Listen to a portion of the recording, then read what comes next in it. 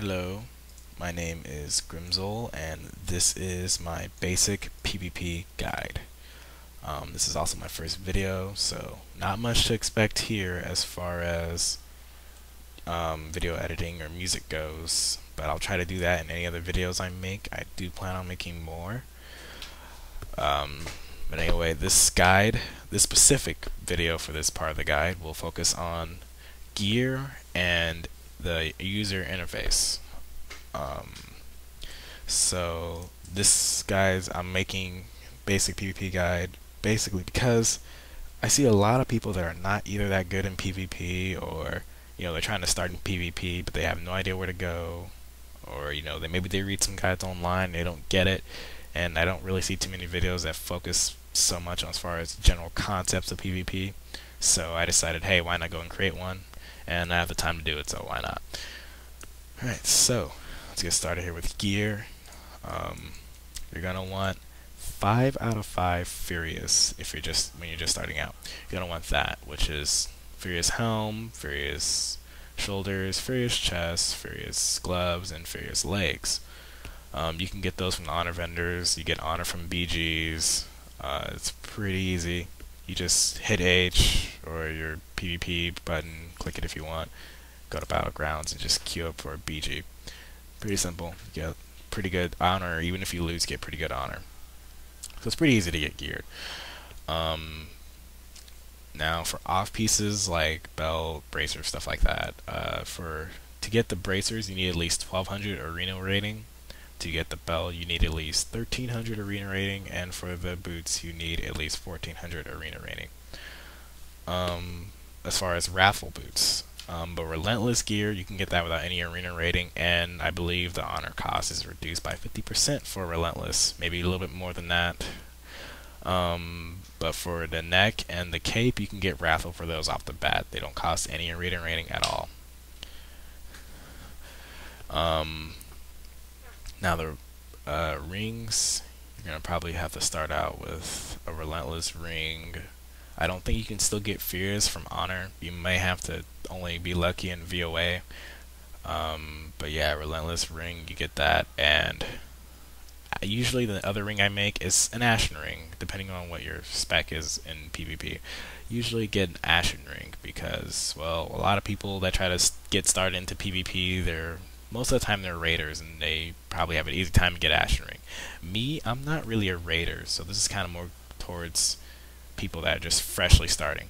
I'm not really a raider, so I mean I still have the honored ashen verdict ring, and I just recently got it to honored, so I don't really raid that much. So most of the time I was doing PvP, I just had the basic ashen ring, the 251 item level ashen ring. Trinkets, medallion of the Horde or medallion of the Alliance or Titan Forged rune, one of those three will work. It just really depends on what you need. Usually if you're just starting, you go with a medallion because it gives a lot of resilience, but if you have enough resilience from your gear, then go with a Titan Forged rune. It'll help you out more in the long run. This is usually what you want to aim for first, because a trinket, what it does, you can remove any impairing effect, anything, any CC, anything in the game you can remove. Like Druid Cyclones you, pop a trinket, you're out. So yeah. Now second trinket, usually I see a lot of battle masters running around, or a lot of PvE trinkets running around, but not a lot of people are raiders. Not everyone raids, so you're probably going to be going with a battle master trinket. But if you're a raider and you have something, say like a Deathbringer's Will, war token from the Frost Badges, Salas, dislodge foreign objects, something like that. If you have something like that, you don't need a battle master. Or if you're human, you could probably just get one of those PvE trinkets, or get 2 PvE trinkets if you're human, because humans can do that. But yeah, the battle master is not a bad trinket at all. It will do you. It's got good stats. It's got a pretty nice effect. Gives you a little heal. It's not that bad. It's a really, really good trinket. A lot of people underestimate it. Now, weapon, you can get a 232 weapon from any ICC heroic. It's pretty easy to get. Any ICC heroic will give you a 232 weapon. That's good enough. Like if you're some kind of melee that uses two-handers, like a DK or a paladin, then you want like Tyrannical Beheader. That's probably the best one you can get if you don't do any raiding at all, and you just do 5-mans. Stuff like that. It's pretty easy to get. Now, resilience, of course, just starting out in PvP in general, you're not going to have any resilience at all. But if you're going to just queue for BG and just go. But if you want to do pre-mades or anything like that, they usually request about 500 to 700 resilience for pre-mades, usually around there. So yeah, 800 resilience and up is usually what most people will consider starting out for arena, or at least getting into it. 800 and up, that's what you want, because you're somewhat durable. This expansion has too much damage flow going in and out at once. It's really fast paced, so 800 plus resilience will do you well for starting out. But later on, as you get better and more geared, you want to at least try to stay 1k plus above, because around there, 1k plus above, I mean, that's pretty standard nowadays, especially since this is the last season for this expansion. 1k plus resilience is pretty easy to hit, so you usually want 1k plus near the end, but 800 plus will get you started.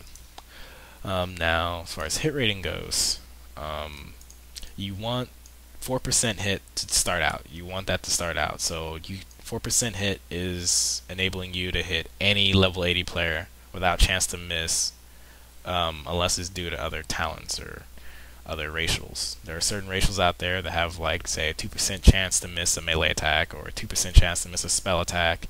So that's why in the end you want to aim for 6% to cover that, because you really don't want to miss anything. I believe spell hit is easier to gear for, because I think it scales a little bit better, but you just hover over the hit rating and you should see the tooltip, and it will show you how much hit percentage you have. But yeah, so 4% hit is what you want to start out, 6% is what you want to aim for. Some people don't try to go for 6%, some I see it rarely. Some stay at 4%. I personally used to stay at 5%, but it really doesn't matter. But you generally want to stay around 4 to 6%. That's what you want to stay in. And that about does it for gear. Now, the user interface, there's a lot to talk about here. Well, actually, no, not too much. I take that back. First of all, my bars, I use Dominoes. You can use Bartender or anything, but I just use Dominoes because Bartender, I'm getting kind of tired of it. It's been bugging on me lately. Maybe it's just different for other people. But yeah, you can use anything. Now, there's a lot of things you can configure here. You get your profiles over here. It does save your profiles. You can even copy profiles for your alts or whatever. But you don't really need to really configure too much when you first get the add-on. All you really need to configure is how you want your bars, which you can do that by this. You can just left-click it to drag it, move it around anywhere you want. You can right-click to configure the size, column, spacing, padding, scale, all that good stuff, opacity, faded opacity, spacing, all that good stuff. So yeah, you can do all that. And if you want to hide the bar, you can just, well, in this case it will show it. If you want to show it, you can middle click or shift right click and just do it over. It toggles to show or to hide. I personally hide these things because I don't like seeing a whole bunch of different bars, and as a warrior there's a lot of different pages you have to go through, so I really don't want to see all those bars on my screen when I'm doing things. Now, to actually configure a key binding, you open up Dominoes and you go to bind keys, and at the top it'll tell you hover over a button, and press a key to set its binding. To clear a button's current key binding, press escape. You can even set character specific key bindings, so it'll set key bindings only for the character you are currently on. So for example, I want to clear this to show you. Just hit escape while hovering over it, it clears it. So there's no longer a T there for my piercing howl. There's no longer a T because I cleared it. So I just press T again, bam, it puts it back. That's it for that. For Dominoes. But generally, you want to have your bars usually on the bottom screen. I see some people that have it way over here or over here. It depends on your personal preference. I see some that have it kind of all over the screen or up here. like on the right side or the left side, top right corner, stuff like that. You don't really want that in PvP because it'll block your vision and it'll just mess with your eyes.